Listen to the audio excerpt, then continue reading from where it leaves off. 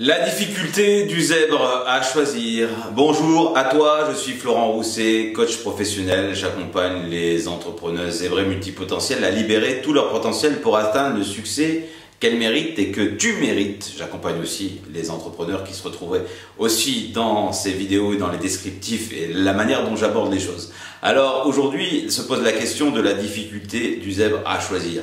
Je ne sais pas si toi aussi tu es comme moi, tu as des difficultés à choisir, à passer à l'action, à opter pour l'une des options qui s'offre à toi. Alors parfois c'est pour moi, et c'est peut-être le cas pour toi aussi, le besoin de tout connaître avant pour prendre la bonne décision. Alors c'est le cas par exemple quand je dois faire un achat. Là je vais te présenter un exemple personnel, mais je peux te présenter aussi un exemple professionnel. Je dois aménager bientôt dans ma nouvelle maison avec un grand parc. D'ailleurs, une maison qui fera l'accueil aussi de personnes, ça sera mon lieu d'exercice professionnel. Voilà, et j'aurai beaucoup d'arbres à tailler, beaucoup de travaux effectivement d'extérieur et d'entretien des espaces verts à faire. Et puis je me pose la question sur l'achat du meilleur matériel que je dois acheter. Quelle est la meilleure marque? Quels sont les meilleurs outils? Est-ce que je dois faire acheter ça de quelle puissance je dois avoir par rapport à la taille et l'espace, par rapport à la maniabilité, à l'aspect de sécurité? Est-ce que je dois utiliser comment dire, ça me fait marrer parce que je suis en train de te parler des débroussailleuses, des tailles et des élagueurs que j'ai envie d'acheter. Moi qui au départ ne suis pas forcément une personne manuelle, mais ça fait partie aussi de cette multipotentialité d'aimer expérimenter, essayer de nouvelles choses. Et pour revenir à mon sujet, effectivement, je me suis posé la question de si j'allais acheter une machine thermique que je devais démarrer et forcer pour redémarrer, qui fait forcément du bruit, on doit porter un casque, du bruit pour les voisins. Est-ce que je devais utiliser les batteries au lithium électrique, mais tout en sachant que c'est pas forcément bon pour la planète en termes de recyclage, etc. Voilà, donc je me suis posé tout un tas de questions et vous savez que la pensée en arborescence, un sujet en amène un autre, un questionnement un autre.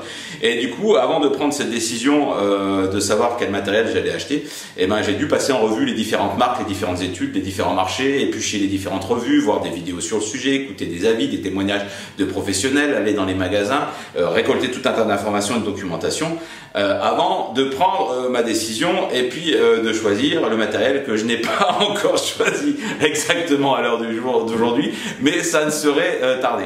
Effectivement, le chemin le plus court aurait été d'aller dans un magasin, d'échanger un petit peu avec un professionnel et de me laisser conseiller sur le sujet. Mais effectivement, vous reconnaissez peut-être dans cette approche de besoin de tout connaître, de tout maîtriser, d'analyser et d'amalgamer un certain nombre d'informations avant de pouvoir prendre une décision. Alors là, c'était pas forcément en plus une décision engageante, mais le zèbre a aussi cette faculté à se compliquer parfois un petit peu la vie et à se poser tout un tas de questions pour des décisions de la vie courante, de savoir comment je vais m'habiller, où je vais partir en vacances, qu'est-ce que je vais cuisiner quand je vais inviter des amis, voilà, des choses de la vie courante, mais aussi c'est valable aussi dans notre sphère professionnelle en tant qu'entrepreneur, entrepreneuse, de pouvoir prendre aussi des bonnes décisions qui vont impacter son activité, son business, sa rentabilité, son développement, etc.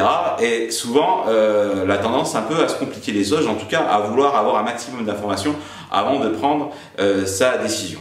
Une autre difficulté que j'ai rencontrée derrière, c'est un peu une difficulté cachée, derrière cette difficulté à choisir, c'est cette difficulté aussi à renoncer, ce qui veut dire que l'on fait un choix pour telle ou telle option, par exemple, c'est renoncer à emprunter l'autre chemin, à utiliser l'autre option. C'est par exemple dans mes activités professionnelles, je vais prendre un exemple professionnel, vous savez que je suis un entrepreneur multipotentiel, j'ai différentes activités professionnelles et j'ai dû renoncer effectivement à certaines. J'ai par exemple développé dans le coaching du coaching d'orientation scolaire avec un site qui est toujours actif.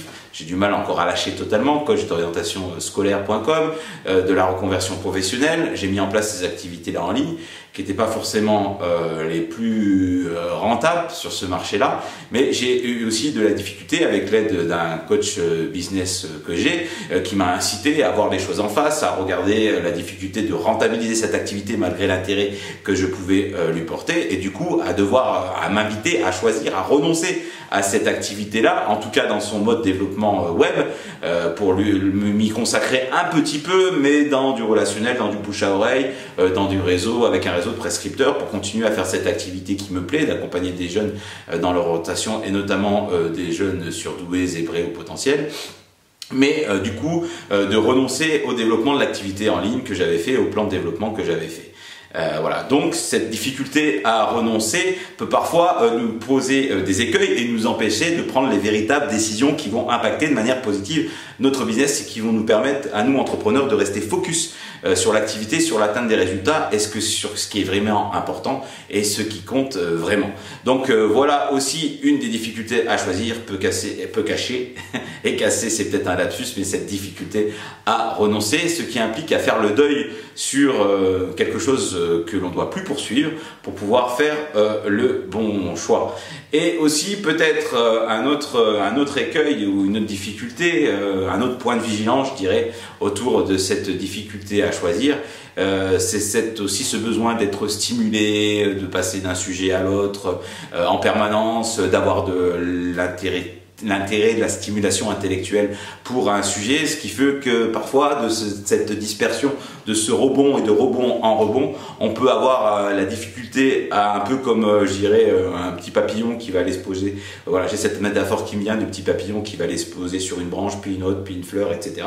La difficulté à se poser à un endroit, puis à choisir un axe, à choisir une route, à choisir un chemin et d'aller coûte que coûte jusqu'au bout, jusqu'à ce qu'on ait atteint nos résultats et du coup d'adopter aussi certaines routines. Et donc parfois il y a cet ennui derrière et ce besoin d'être très stimulé qui nous empêche et qui nous rend de la difficulté à choisir. Alors voilà de ce dont quoi je voulais parler dans cette vidéo. Vous savez qu'il y a aussi d'autres ressources pour pouvoir pallier au fait de faire le bon choix et de choisir rapidement, parce qu'une des capacités aussi de l'entrepreneur, c'est à prendre des décisions aussi rapides. Cette gage de prise de décision rapide et de passage à l'action est souvent une gage de pérennité et de, on va dire, d'agilité de nos entreprises et de nos activités. Et il y a aussi l'intuition qui est une ressource et dont je parle dans différentes vidéos, donc je vous invite aussi à regarder ces vidéos sur l'intuition qui peuvent être aussi une véritable ressource pour prendre des décisions et un véritable levier, un véritable raccourci pour aller prendre des décisions rapides. D'ailleurs, je pense que je vais interroger mon intuition pour savoir quel outillage de jardin je vais choisir pour entretenir le parc de mon nouveau lieu d'activité et d'habitation personnelle et d'activité professionnelle. Voilà, donc j'espère que cette vidéo vous a plu sur la difficulté du zèbre à choisir. Je serais curieux, si ça vous a plu, pensez à aimer cette vidéo, pensez à vous abonner à cette chaîne YouTube en cliquant sur la petite cloche. Je vous invite aussi à commenter et à me dire, vous, en tant que zèbre, en tant qu'entrepreneur, entrepreneuse, est-ce que vous avez des difficultés ou pas à choisir? Et si c'est le cas, je vous invite à ce que nous en discutions ensemble sur cette prise de décision et sur les choix auxquels vous êtes confrontés en ce moment et voir quels peuvent être les leviers et notamment comment l'intuition pourrait être un levier dans cette prise de décision et vous aider actuellement dans le choix que vous avez à faire. Et pour cela, c'est très simple. Il suffit de réserver un entretien diagnostic avec moi en cliquant sur le lien en dessous dans le descriptif de cette vidéo et on se retrouvera pour prendre ce rendez-vous sur mon agenda en ligne sur la page libertepotentiel.com. D'ici là, je vous souhaite d'avoir de la facilité dans votre prise de décision. À bientôt.